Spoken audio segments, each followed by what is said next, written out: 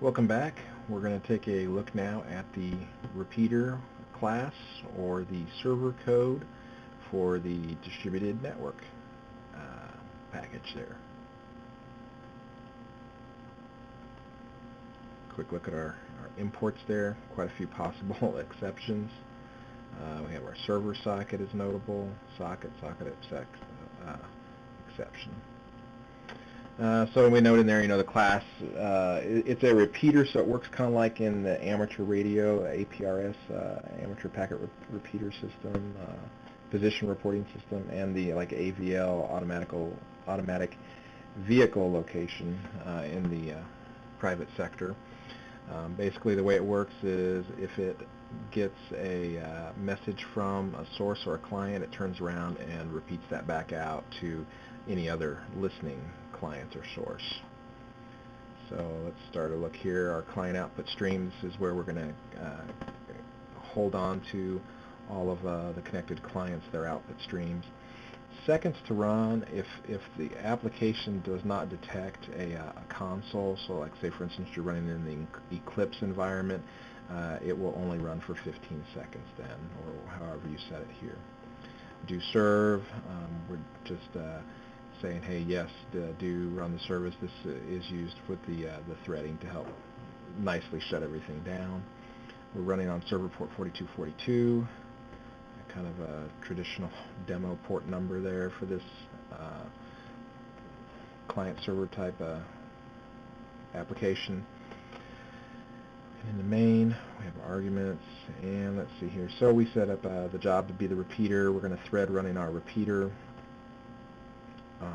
And so if we do have a console, then the user then will be able to hit the enter key to stop running the repeater and get everything nicely shut down. Otherwise, we will run for the number of seconds. Kind of slice it up a little bit there so that, and sleep at quarter second so that things will process and happen and display visually. Once those are done, we do the jobs. Stop the repeater, we do the tear down of it, join the thread back, and our run is complete. So first in our run, we do a setup with a port, and then we do a serve. So we take our port number there, 4242. We're setting up our socket. We got a server socket that's notable there.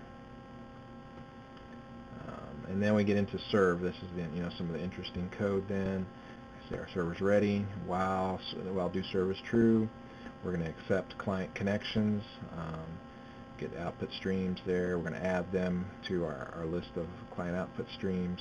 We're going to tell to the console that we have to the output that we have a client connected, and we're going to give the IP address where they're connected from. And then we're going to start up a new thread per client then. It would be potentially nice maybe as a revision would be to use the thread pooling stuff. It'd be nicer way to be able to shut everything down at the end. Our teardown routine is basically we just go through all our output streams, we close them up, close the server socket, and there's where do serve gets set to false. We will come back to this, but well, let's go ahead and the tell everyone, given a graph ID and a vehicle ID, this is the originating information. We're going to go ahead and we're going to repeat that. We're going to give that back out to all of our connected client output streams. Here's our client handler, so this is where the client has called up and they're connected, and then we're running our thread per each one of them. So that we've got going through there.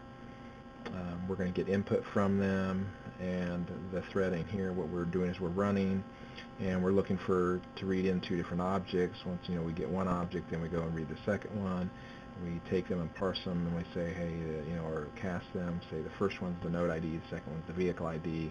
We're going to display out to the output what we read in, and we do the tell everyone, where that goes through and it loops through all our outputs and sends that back on out to everybody. This is a particularly interesting aspect.